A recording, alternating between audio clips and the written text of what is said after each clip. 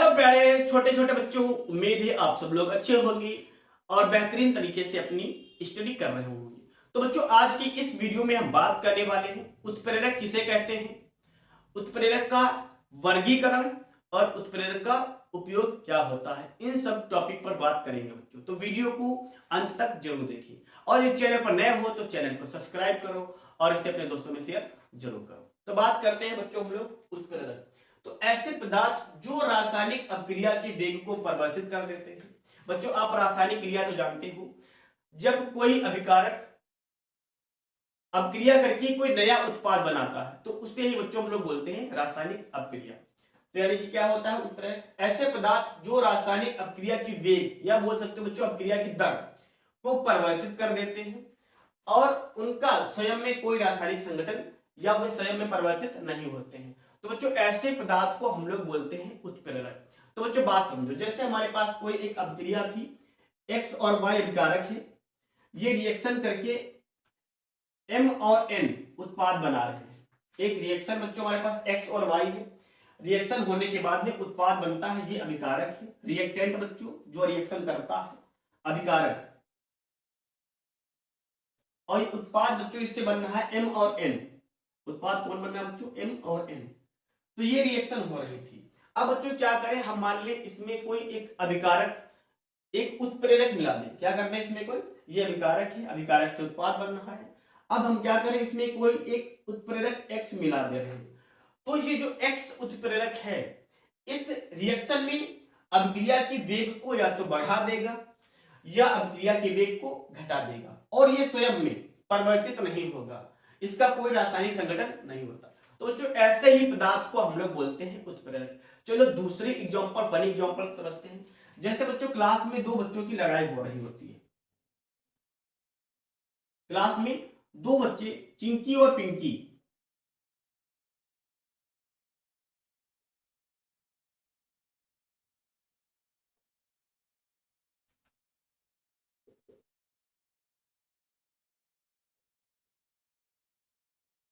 चिंकी और पिंकी बच्चों लड़ रही होती हैं।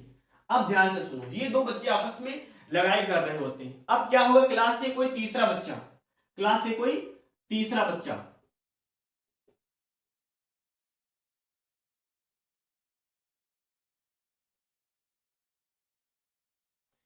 इन दोनों की बीच की लड़ाई को या तो शांत करा देगा या इन दोनों की लड़ाई को और ज्यादा बढ़ा देगा।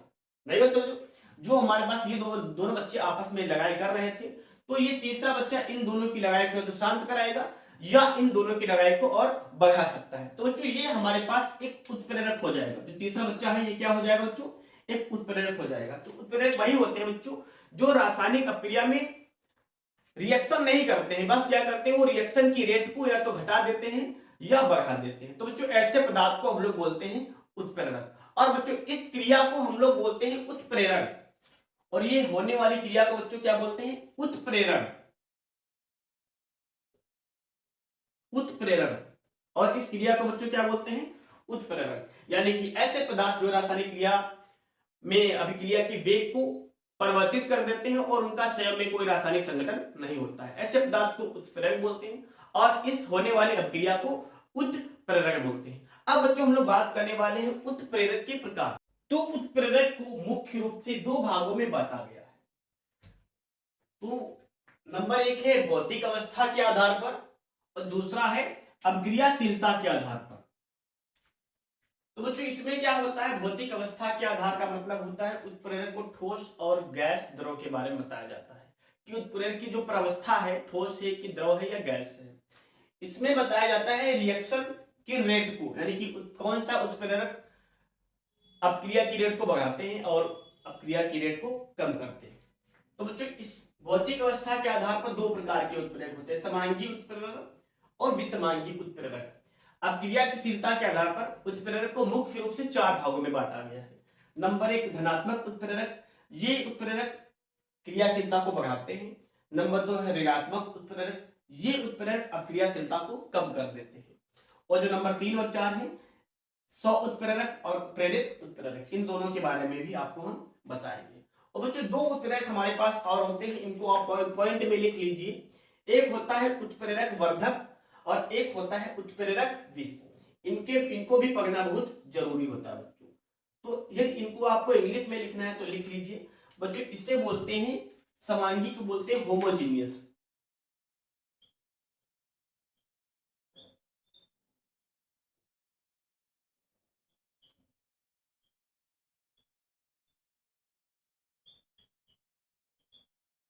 Homogeneous catalysis. और इसे बोलते हैं बच्चों हीटरजीनियस।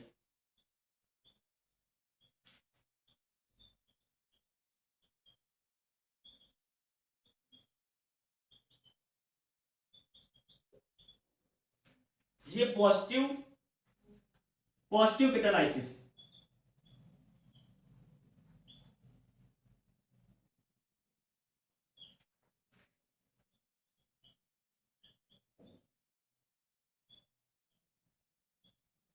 और इसे बोलते हैं निगेटिव कैटालाइसिस। Negative catalysis.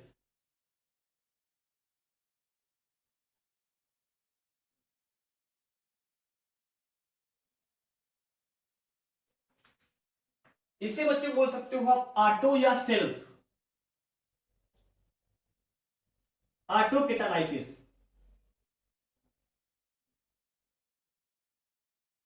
या आप सेल्फ भी बोल सकते हो। Self catalysis. सेल्फ कैटालाइसिस इसे बोलते हैं बच्चों इंड्यूस्ड।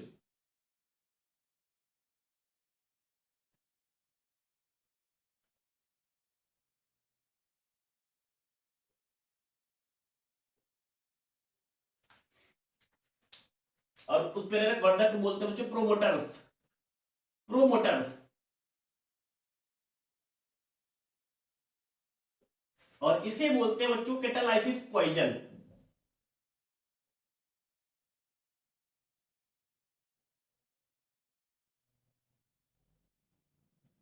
Catalysis poison. तो बच्चों इसे आप इसका स्क्रीनशॉट ले लीजिए। तो अब बात करते हैं बच्चों हम लोग समांगी उत्प्रेरक कि समांगी उत्प्रेरक क्या होते हैं।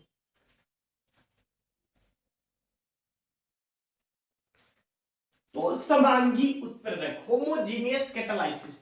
तो बच्चों ये ऐसे उत्प्रेरक होते हैं जिसमें अभिकारक और उत्प्रेरक दोनों की अभिक्रिया से दोनों की भौतिक अवस्थाएं या भौतिक प्रावस्थाएं समान होती है।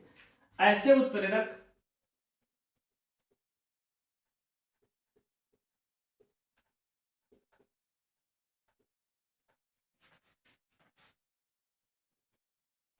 जिसमें अभिकारक और उत्प्रेरक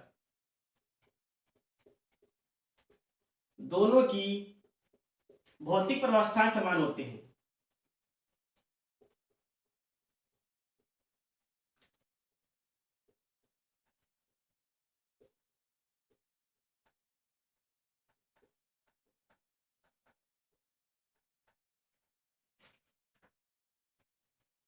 हाँ बच्चों, तो क्या होते हैं ऐसे उत्प्रेरक जिसमें अभिकारक और उत्प्रेरक दोनों की भौतिक प्रावस्थाएं समान होती हैं। इसको एग्जांपल से ज्यादा समझ में आएगा, तो ध्यान से देखते हैं। जैसे हमारे पास एक गैस है SO2 गैस, सल्फर डाइऑक्साइड, और ये ऑक्सीजन से क्रिया करेगा।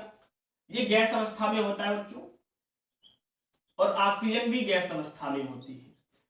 ये दोनों ऑक्सीजन यानी कि सल्फर डाइऑक्साइड और ऑक्सीजन आपस में रिएक्शन करेगी और बनाएगी SO3 गैस। SO3 gas.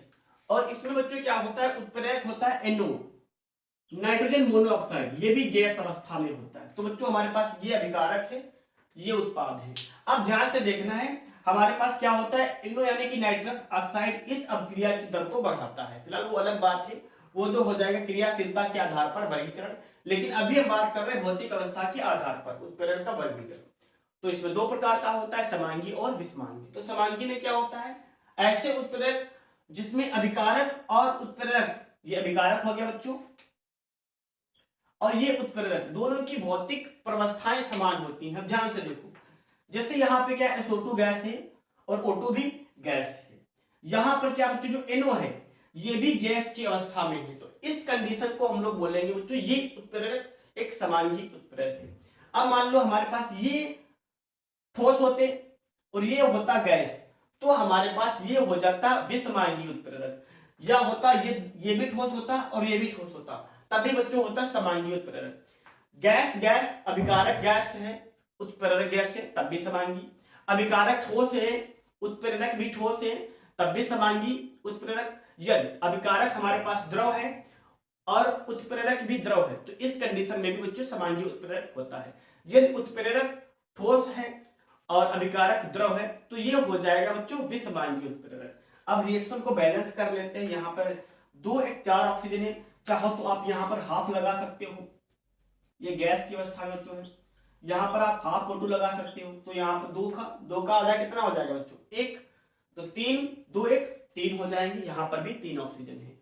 या आप इस तरीके से बैलेंस नहीं करना चाहते तो यहाँ पर 2 लगा दो और 2 लगा दो यहाँ पे, तो 3 2 6 ऑक्सीजन, यहाँ भी 2 2 4 2 6 ऑक्सीजन। तो इस तरीके से बैलेंस कर सकते हो। तो क्या होता है इसमें, जो अभिकारक है और जो उत्पाद है दोनों गैस की अवस्था में है तो ये हमारे पास समांगी उत्प्रेरक होता है। अगर दोनों द्रव की अवस्था में होते तब भी समांगी उत्प्रेरक ही होता। तो यानी कि अभिकारक और उत्प्रेरक दोनों की अवस्थाएं सेम है तो समांगी होगा। इसे बच्चों आप नोट कर लीजिए। अब बच्चों दूसरा है हमारे पास विषमांगी उत्प्रेरक। विषमांगी उत्प्रेरक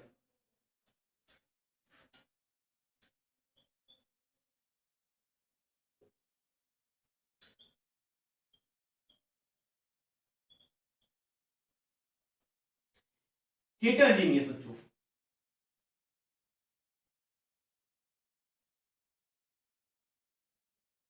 अब इसमें क्या होता है बच्चों, ऐसे उत्प्रेरक जिसमें अभिकारक और उत्प्रेरक दोनों की प्रवस्थाएं समान नहीं होती हैं या असमान होती हैं बच्चों। क्या होता है, समान नहीं होती हैं या बोल सकते हो असमान होती हैं, असमान होती हैं। ऐसे उत्प्रेरक जिसमें अभिकारक और उत्प्रेरक दोनों की प्रावस्थाएं असमान होती हैं। जैसे एक रिएक्शन से बताते हैं हम आपको, नाइट्रोजन गैस और hydrogen gas, N2 gas plus H2 gas reaction करेगा बच्चों, अमोनिया बनाता है। यह भी गैस की अवस्था में होता है। यह बच्चों हैबर विधि द्वारा अमोनिया है। उपस्थिति होती है बच्चों आयरन की, यह होता है ठोस, ये ठोस होता है। हैबर विधि में अमोनिया, हैबर विधि। तो क्या होता है बच्चों, हमारे पास नाइट्रोजन गैस और हाइड्रोजन गैस ये दोनों आपस में रिएक्शन करते हैं और उत्पाद बनता है NH3। बैलेंस कर लेते हैं, यहाँ पे 2 नाइट्रोजन है तो यहाँ पे 2 लगा देंगे और हाइड्रोजन हो जाएगा 3 2 6, तो यहाँ लगा देंगे 3। अब हमारे पास जो बच्चों Fe उत्प्रेरक है ये एक विषमांगी उत्प्रेरक है, क्योंकि यहाँ पे जो अभिकारक है वो दोनों गैस की अवस्था में है। यानी कि जो अभिकारक है इनकी अवस्था कैसी है बच्चों, गैस प्रावस्था है, लेकिन जो यहाँ पे उत्प्रेरक लगा हुआ है वो ठोस की अवस्था में है। तो इस कंडीशन को, इस उत्प्रेरक को हम लोग बोल देंगे बच्चों विषमांगी उत्प्रेरक। ऐसा उत्प्रेरक जिसमें अभिकारक और उत्प्रेरक की प्रावस्था सेम ना हो उसे बोलते हैं विषमांगी उत्प्रेरक। जैसे यहाँ पर नाइट्रोजन और हाइड्रोजन दोनों अभिकारक हैं, ये दोनों गैस की प्रावस्था में है और जो हमारे पास उत्प्रेरक है वो ठोस की अवस्था में है। तो इस कंडीशन को हम लोग बोलेंगे बच्चों विषमांगी उत्प्रेरक। तो इसे भी बच्चों आप नोट कर लीजिए। ऐसे उत्प्रेरक जिसमें अभिकारक और उत्प्रेरक दोनों की प्रावस्थाएं अलग अलग होती हैं या समान नहीं होती हैं, ऐसे उत्प्रेरक को हम लोग बोलते हैं बच्चों विषमांगी उत्प्रेरक। अब बात करते हैं बच्चों हम लोग क्रियाशीलता के आधार पर जो 4 भागों में बांटा था। नंबर 1 था बच्चों धनात्मक उत्प्रेरक। कौन सा उत्प्रेरक, धनात्मक उत्प्रेरक। तो जो हमने बच्चों अभी पढ़े हैं ये दोनों ही उत्प्रेरक आपको समझ में आए होंगे।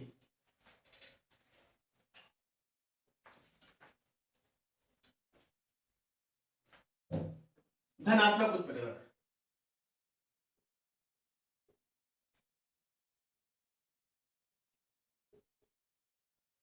तो बच्चों ये ऐसे उत्प्रेरक होते हैं जो अभिक्रिया की दर को बढ़ाते हैं या अभिक्रिया के वेग को बढ़ा देते हैं। जैसे अभी हमने लिखा था SO2 गैस प्लस O2 बना था SO3। अब यहां पर आपको ठोस और गैस से मतलब नहीं है, क्योंकि वो आपको तब देखना होता है जब आप भौतिक अवस्था के आधार पर वर्गीकरण करते हो। यहां पर क्रियाशीलता के आधार पर वर्गीकरण हो रहा है। तो यहां पे हो जाता है बच्चों हमारे पास क्या, NO उत्प्रेरक था तो हमारे पास जो नाइट्रस नाइट्रोजन मोनोऑक्साइड है, ये उत्प्रेरक वर्धक है बच्चों। क्या है? उत्प्रेरक, हाँ बच्चों धनात्मक उत्प्रेरक है, धनात्मक उत्प्रेरक।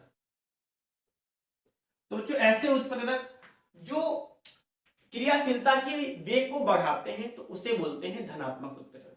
तो बच्चों ये रिएक्शन में जो हमारे पास NO है वो है धनात्मक उत्प्रेरक। अब बच्चों हम लोग बात कर लेते हैं, छोटा सा वो भी है ऋणात्मक उत्प्रेरक। इसमें क्या होता है बच्चों, जो ऐसे उत्प्रेरक जो अपक्रियाशीलता के वेग को घटा देते हैं। कुछ उत्प्रेरक ऐसे भी होते हैं जो अपक्रियाशीलता को यानी कि उनकी वेग को घटा भी देते हैं, तो ऐसे उत्प्रेरक को बोलते हैं बच्चों हम लोग ऋणात्मक उत्प्रेरक।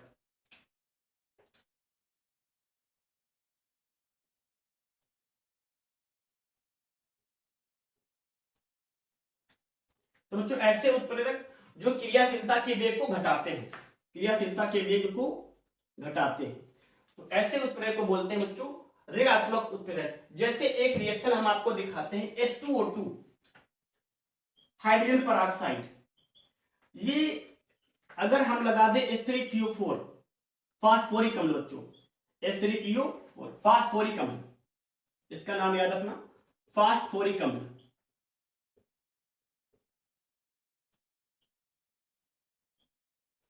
तो बच्चों H2O और जल में टूट जाता है, H2O और ऑक्सीजन में टूट जाता है। यदि हम लोग क्या करें बच्चों, H2O2 जो हाइड्रोजन पेरोक्साइड है H3PO4 लगा दें तो हमारे पास ये रिएक्शन की रेट कम हो जाती है। यानी कि अगर आप इसको ना भी मिलाओ तो रिएक्शन आपस में आप रिएक्शन होगी और बनाएगी H2O और O2 में टूट जाएगी। यानी कि जो हमारे पास हाइड्रोजन पेरोक्साइड है ये जल और पानी में टूट जाता है। लेकिन क्या करें अगर हम लोग यहीं पर लगा दें H3PO4, H3PO4, तो ये क्या कर देता है, इस रिएक्शन की क्रियाशीलता की दर को कम कर देता है। यानी कि जो रिएक्शन अब यानी कि जो H2O2 था बहुत जल्दी टूट रहा था H2 और O2 में, अब वो उतनी आसानी से नहीं टूटेगा, यानी कि इसकी क्रियाशीलता की दर कम हो जाएगी। अब ये काफी समय में H2 और O2 में परिवर्तित होगा। तो ऐसे उत्प्रेरक को बोलते हैं बच्चों हम लोग ऋणात्मक उत्प्रेरक। अब बच्चों नोट में आप याद रखना H2O2 के उपयोग क्या है, H2O2 के उपयोग क्या है, क्योंकि इस रिएक्शन को हमने क्यों लिखा है तो ध्यान से समझो। जो बच्चों H2O2 होता है इसका उपयोग चिकित्सा में होता है। चिकित्सा में बच्चों, चिकित्सा का मतलब है जैसे बच्चों आपके कहीं चोट लग जाती है तो उस घाव को साफ करने के लिए हम हाइड्रोजन पेरोक्साइड का यूज कर सकते हैं। और दूसरा उपयोग होता है बच्चों कीटनाशक के रूप में, इसका उपयोग होता है कीटनाशक के रूप में। आपके घर में फूल पौधे वगैरह लगे हुए होंगे तो यदि उनमें कीटनाशक हो गया है तो आप H2O2 का उपयोग कर सकते हो, जिससे वो कीटनाशक हमारे पास जो कीड़े होते हैं वो मर जाते हैं। तो इसके दो मुख्य उपयोग होते हैं, प्रमुख होता है चिकित्सा के रूप में और जो दूसरा उपयोग होता है वो होता है कीटनाशक के रूप में। और भी इसके उपयोग होते हैं कानों में वैक्स निकालने के लिए। अब बात समझो बच्चों, यदि हम लोग H2O2 में H3PO4 ना मिलाएं तो H2O2 बहुत जल्दी H2O और O2 में टूट जाता है। अब ये हमारे पास जैसे हमारे पास हॉस्पिटल में रखा हुआ होता है H2O2, हम लोग H3PO4 ना मिलाएं तो H2O2 किस में चेंज हो जाएगा, H2O और O2 में, जो हमारे किसी काम का नहीं रहेगा क्योंकि हम लोग इसका उपयोग करते हैं चिकित्सा के रूप में। H2O2 का उपयोग होता है चिकित्सा और कीटनाशक के रूप में। अब यदि टूट कर H2O और जल में टूट जाएगा यानी कि H2O और ऑक्सीजन में टूट जाएगा तो हमारे पास ये H2O2 किसी काम का नहीं रहेगा क्योंकि ये अब जल और ऑक्सीजन बन चुका है। इसलिए हम लोग मिला देते हैं H3PO4। अब ये बच्चों रिएक्शन इसकी अभिक्रियाशीलता की दर को घटा देता है जिससे काफी समय तक हमारे पास ये H2O2 जल और वायु में नहीं टूटता है और हमारे पास ये यूज में आ जाता है। इसलिए बच्चों हमने इस रिएक्शन को लिखा था, इसे भी आप नोट कर लीजिए। अब बात करते हैं बच्चों हम लोग स्व उत्प्रेरक यानी कि सेल्फ कैटालाइसिस, स्व उत्प्रेरक। तो बच्चों ऐसे उत्प्रेरक स्व उत्प्रेरक, इसे बच्चों आप ध्यान रखना, स्व उत्प्रेरक।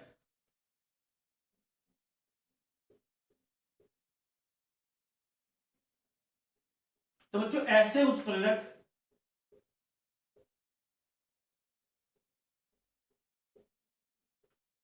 जिसमें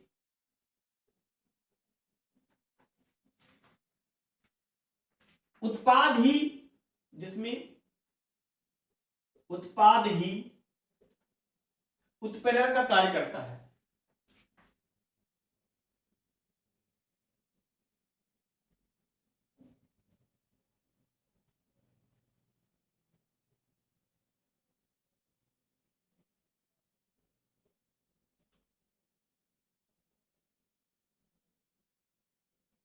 उसे बोलते हैं बच्चों हम लोग स्व उत्प्रेरक, यानी कि रासायनिक अभिक्रिया में जब उत्पाद बना उत्पाद ही उत्प्रेरक का कार्य करने लगे, तो इस कंडीशन में हमारे पास जो उत्पाद होता है वो उत्प्रेरक का कार्य करता है। जैसे बच्चों हमारे पास CH3COO एथिल एसीटेट, एस्टर बोल सकते हो आप इसे, एथिल एसीटेट, एथिल, और ये होता है एसीटेट आयन, तो एथिल एसीटेट।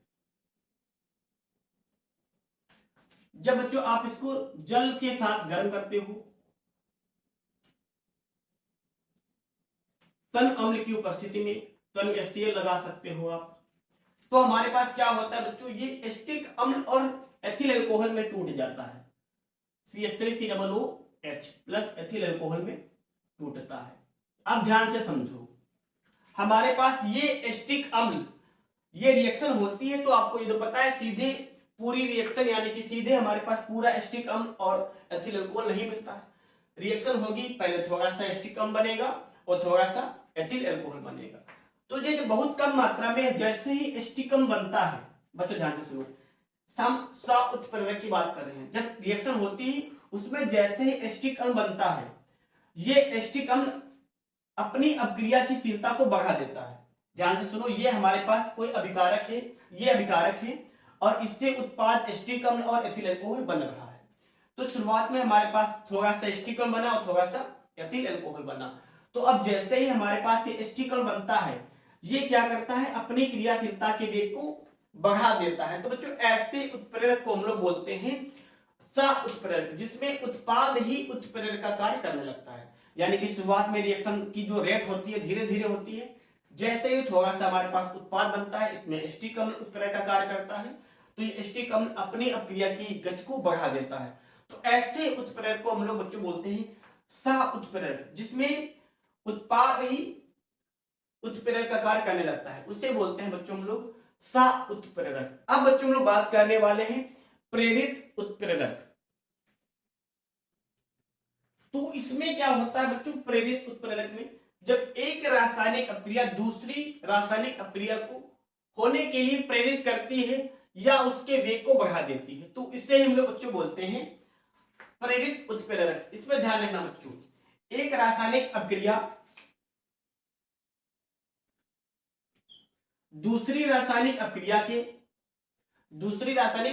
को या तो प्रेरित करेगी या उसके वेग को बढ़ाती है। तो इस क्रिया को हम लोग बोलते हैं, या इस उत्प्रेरक को बच्चों हम लोग बोलते हैं प्रेरित उत्प्रेरक, इंड्यूस्ड उत्प्रेरक, यानी कि कैटालाइसिस। अब ध्यान से सुनो, जैसे हमारे पास एक रिएक्शन है सोडियम सल्फाइड Na2SO3, ये वायु से क्रिया करती है और बना लेती है Na2SO4 सोडियम सल्फेट। ध्यान से सुनो बच्चों, बैलेंस करें, यहां पर हाफ लगा देते हैं तो बैलेंस हो जाता है, या आप इस तरीके से लगा सकते हो, यहां पे 2 और यहां पर भी 2 लगा सकते हो, 3 2 6 2 8, यहां पर भी तो कितने हैं 8। तो क्या होता है बच्चों, हमारे पास जब सोडियम सल्फाइड, ये क्या है बच्चों, सोडियम सल्फाइड,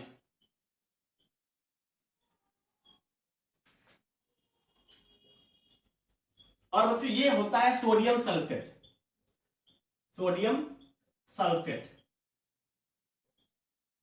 ध्यान से सुनो बच्चों, जब सोडियम सल्फाइड वायु के संपर्क में आता है तो सोडियम सल्फेट बनाता है। ये फर्स्ट रिएक्शन है, इसको बच्चों हम लोग मान लेते हैं रिएक्शन फर्स्ट। अब सेकेंड रिएक्शन क्या होता है बच्चों, सोडियम आर्सेनाइड Na3ASO3, बच्चों सोडियम आर्सेनाइड, इसको जब वायु के साथ रखते हैं या वायु के साथ गर्म करते हैं तो ये रिएक्शन नहीं करता है। ध्यान से सुनो बच्चों, हमारे पास क्या होता है, सोडियम सल्फाइड वायु से रिएक्शन करके सोडियम सल्फेट बनाता है, यानी कि वायु से रिएक्शन कर लेता है और सोडियम सल्फेट में परिवर्तित हो जाता है। लेकिन वहीं बच्चों सोडियम आर्सेनाइड, इसका नाम है जो sodium arsenide, arsenite, sodium arsenite जो वायु से क्रिया करता है तो रिएक्शन नहीं करता है। अब ध्यान से सुनो, यदि अब हम जो रिएक्शन फर्स्ट थी इसको उत्प्रेरक मान लें, यानी कि जो पूरी अभिक्रिया है इसको हमने फर्स्ट माना है। अब इस पूरी अभिक्रिया को हम लोग उत्प्रेरक के रूप में यूज कर ले, उत्प्रेरक के रूप में यूज कर ले, यानी कि जो हमारे पास एक रासायनिक क्रिया है दूसरी रासायनिक क्रिया को करा देगा। कब?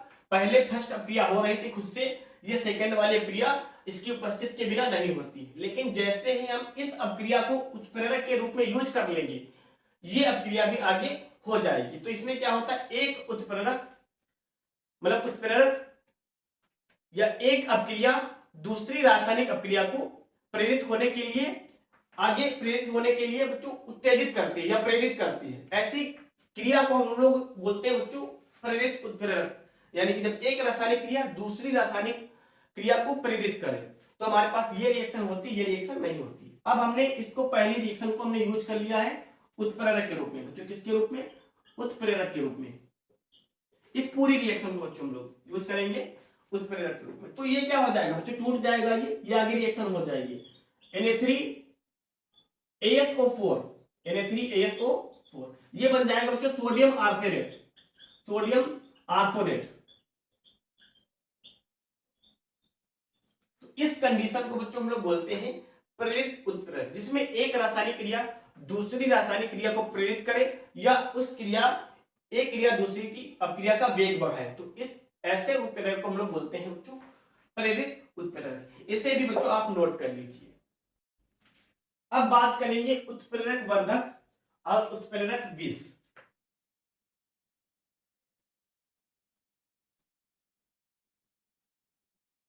उत्प्रेरक वर्धक और उत्प्रेरक विष। तो बच्चों ध्यान से सुनो, पहले उत्प्रेरक वर्धक क्या होते हैं? ऐसे उत्प्रेरक जो उत्प्रेरक की ही क्रियाशीलता को प्रभावित करते हैं, ये रिएक्शन की रेट को सीधे प्रभावित नहीं करते, यानी कि ऐसे उत्प्रेरक जो उत्प्रेरक की क्रियाशीलता को प्रभावित करें।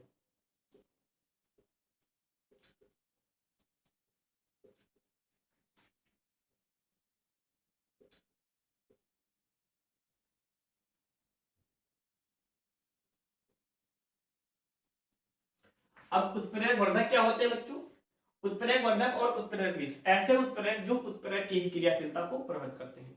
इसमें जो पहले वाला है बच्चों उत्प्रेरक वर्धक, ये उत्प्रेरक की क्रियाशीलता को बढ़ाता है, ये उत्प्रेरक उत्प्रेरक की क्रियाशीलता को बढ़ाता है। जैसे हम एक रिएक्शन लिख रहे हैं बच्चों, हैबर विधि द्वारा ammonia N2 gas plus H2 gas बन जाता है बच्चों NH3। क्या बनता है? NH3। हैबर विधि में अमोनिया बच्चों बैलेंस करेंगे, इसे यहां 2 लगा देंगे और यहां पे लगा देंगे बच्चों 3। यहां पे हमने यूज किया था Fe उत्प्रेरक, यानी कि धनात्मक उत्प्रेरक। ये कौन सा उत्प्रेरक था बच्चों? धनात्मक उत्प्रेरक।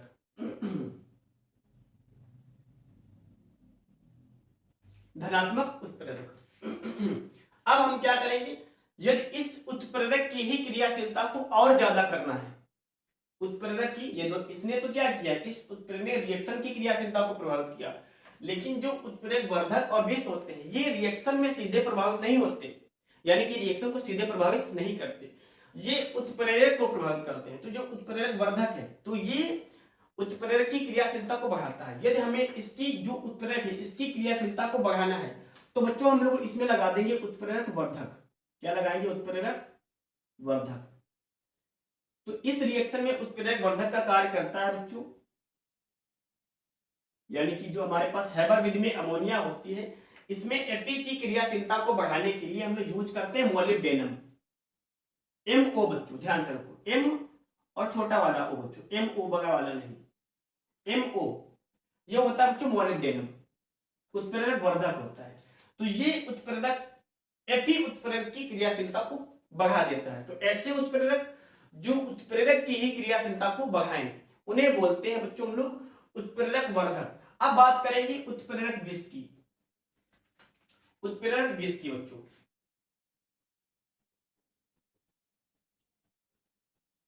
तो बच्चों ऐसे उत्प्रेरक जो उत्प्रेरक की क्रियाशीलता को कम करते हैं, ऐसे उत्प्रेरक जो उत्प्रेरक की क्रियाशीलता को कम करते हैं उन्हें बोलते हैं उत्प्रेरक विष, उन्हें बच्चों क्या बोलते हैं? उत्प्रेरक विष।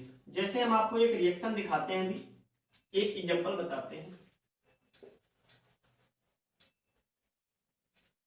क्लास 12th का एक रिएक्शन होता है रोजन मुंड अपचयन। क्लास 12th का एक रिएक्शन है रोजन मुंड अपचयन।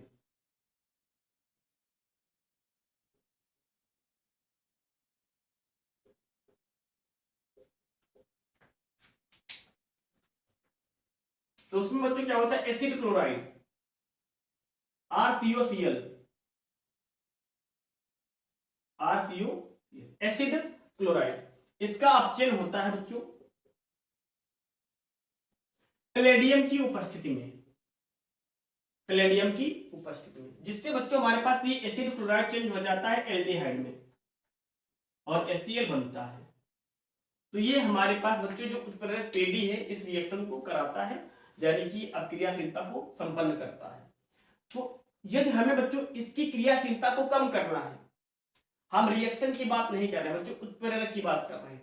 यदि उत्प्रेरक की ही क्रियाशीलता को बढ़ाना हो तो उत्प्रेरक वर्धक का यूज करते हैं। यदि हमें इस उत्प्रेरक की अक्रियाशीलता को कम करना है तो हम लगा सकते हैं बच्चों उत्प्रेरक विष, उत्प्रेरक विष। तो बच्चों उत्प्रेरक विष क्या करते हैं? ये उत्प्रेरक की क्रियाशीलता को कम कर देते हैं। तो ऐसे उत्प्रेरक जो उत्प्रेरक की ही क्रियाशीलता को कम करें उन्हें बोलते हैं उत्प्रेरक विष। इसमें जो बच्चों लगता है उत्प्रेरक विष वो होता है BaSO4, बेरियम सल्फेट का इसमें यूज होता है। तो बच्चों हम इसमें यूज करते हैं बेरियम सल्फेट का। अब बच्चों क्या करेंगे, एक बार में सभी उत्प्रेरक को हम रिवाइज कर दे रहे हैं जिससे आपको और अच्छा समझ में आएगा। तो एक बार फिर से देख लो बच्चों, उत्प्रेरक को दो भागों में बांटा गया है, समांगी उत्प्रेरक, विषमांगी उत्प्रेरक। और इधर क्या होता है? ये होता है बच्चों भौतिक अवस्था के आधार पर, ये होता है क्रियाशीलता के आधार पर, धनात्मक, ऋणात्मक, सह-उत्प्रेरक और प्रेरित उत्प्रेरक। इन्हें बच्चों हम लोग बाद में देखेंगे क्योंकि ये रिएक्शन में जो उत्प्रेरक होता है उसी पर लागू होते हैं। रिएक्शन में उत्प्रेरक प्रकार करते हैं। तो ये क्या होते हैं बच्चों? ऐसे उत्प्रेरक जिसमें अभिकारक और उत्प्रेरक दोनों की प्रवस्था समान होती है उसे बोलते हैं समांगी उत्प्रेरक। और इसमें अभिकारक और उत्प्रेरक दोनों की अवस्थाएं, यानी कि दोनों की प्रवस्थाएं, अभिकारक और उत्प्रेरक दोनों की प्रवस्थाएं असमान हो तो उन्हें बोलते हैं विषमांगी। ये क्या होता है? ऐसे उत्प्रेरक जो अभिक्रिया की क्रियाशीलता को बढ़ाते हैं, अभिक्रिया की क्रियाशीलता को बढ़ाते हैं, उन्हें बोलते हैं धनात्मक उत्प्रेरक।